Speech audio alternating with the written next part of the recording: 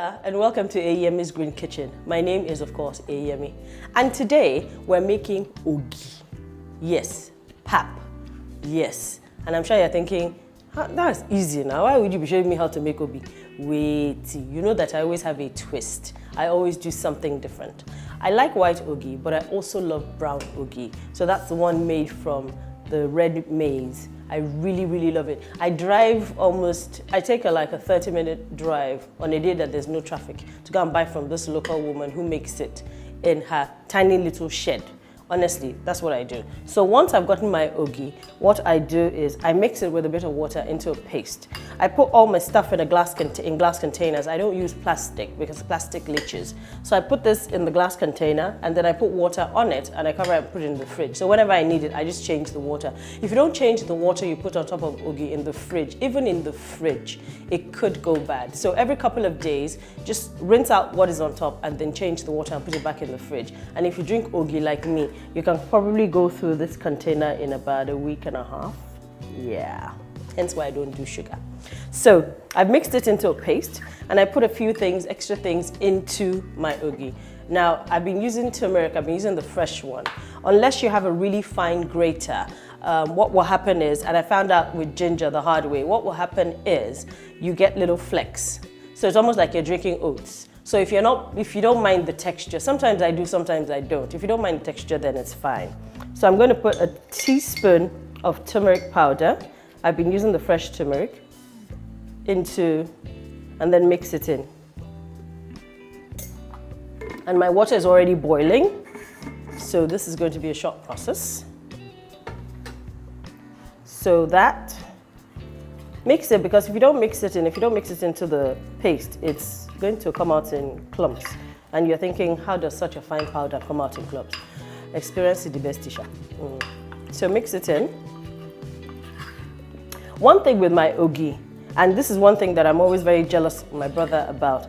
My brother can mix ogi in a bowl, put hot water into it, and the thing just thickens up immediately. Sometimes it works for me, sometimes it doesn't. So I have two methods of doing this. I'm going to pour the hot water into this right now so that you can see. If it does not thicken, we're going on to one of the processes. The two processes I normally use is either I take the bowl and I immerse it into the pot. After I've taken water from it, I reduce the water and then I stir it on the pot. I hate cooking my ogi on the fire. I don't like the taste. It almost tastes like it's overdone. It's either I do that or I put it into the bamboo steamer. But I'm going to use this first option because that's a bit quicker. So I'm going to take my water and I'm going to pour into, I'm not going to turn off the gas. And I'm going to pour into the ogi. You need to stir as you're pouring, because if not, what will happen is you will get lumps.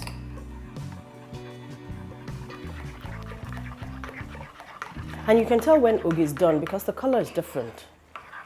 This one is almost there, but not.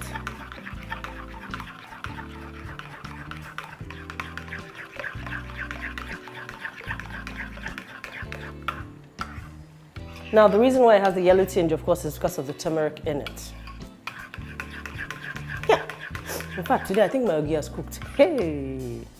But now I can smell it, so you can tell the difference between cooked ogi, not only by the color, but also the smell. So I can still smell it, and it smells a bit raw. So I'm going to do like 5 minutes on the burner in the pot.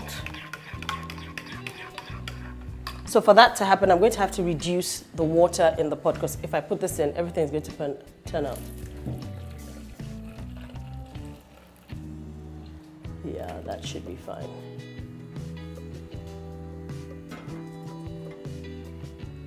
Use mittens.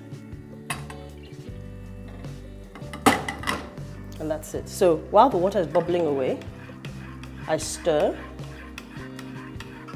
And you have to stir continuously. If not, you will have lumps, and I can't stand lumps in ogi. In fact, I've been known to throw away a whole batch of ogi because it had lumps in it. I will not eat it. I don't like lumps at all. Somebody asked me a question when I said I was going to make ogi for the show. And she said, "Ooh, ogi, why not custard?" And I was like, huh? Custard. How do I know what goes into custard? No, I will do ogi. She was like, really? I said, yes. I said, I can ask the local woman who is soaking. I can see her maize or her corn or her whatever it is she's soaking. And I can ask her the process. And she's willing to explain to me. If I read the back of the container of the custard, I mean, there'll be some things that I can't pronounce. So what's the point? The worst thing that anybody making ogi will do is add ginger or add some other spices, maybe yaji. But aside from that, they do the thing for you straight. So I would rather patronize local, eat Nigerian, buy local. Help the little market person near you. This is thickening up.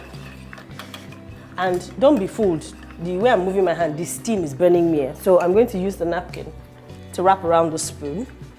Ooh. See why you should use kitchen mops. Muffs.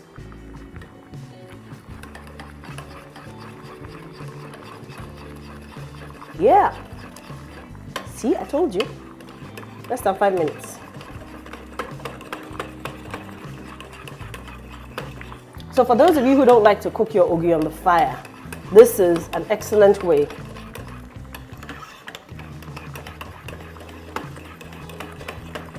And I love my ogi thick. I don't like my ogi watery, so hence why my paste was quite thick when I started at the beginning. Yep. And ogi is done. Okay, you know how I say presentation is key, Abby? Yes, for me it's key. So we're going to take a short break. I'll be right back. I'm going to take this out of the pot, put it onto where I'm going to present it, and then add the other things that I'm going to add to it. Don't go away, we'll be right back.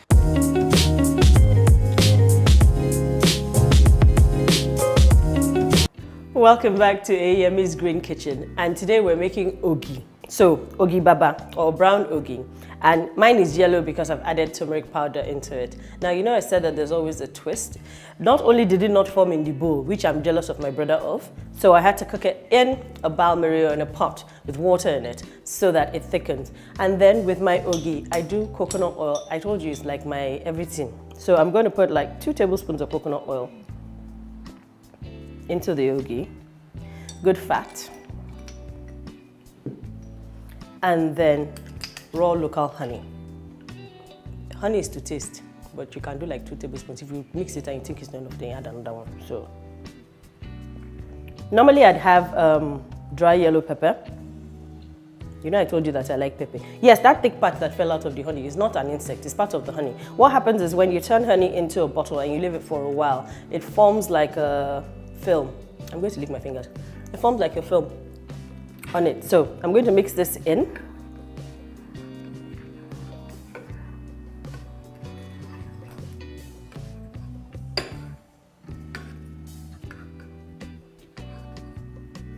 I don't want it to splash out, hence why I'm doing this slowly at first. Once I can incorporate everything into it.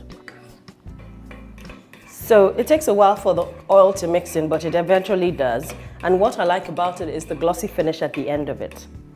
Now I'm sure you're wondering how she's going to plate this, Abby. It's going to be plateable, just watch.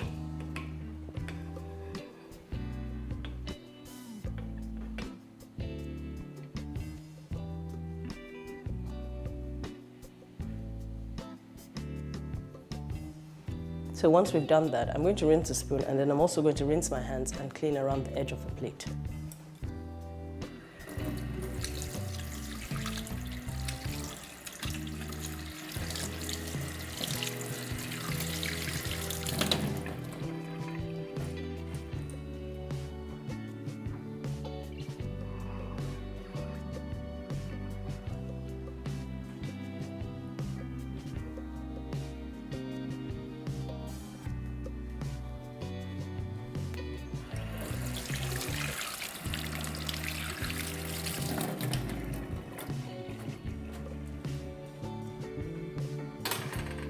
And there you have it, our ogi baba with turmeric, coconut oil, and raw local honey. Can you eat it with custard? No, you can't eat it with custard. You can try sha. You can eat it with akara. We couldn't find the local akara person around the area, and I don't fry akara as of yet, but I'll find a way to do that, maybe in one of the next episodes.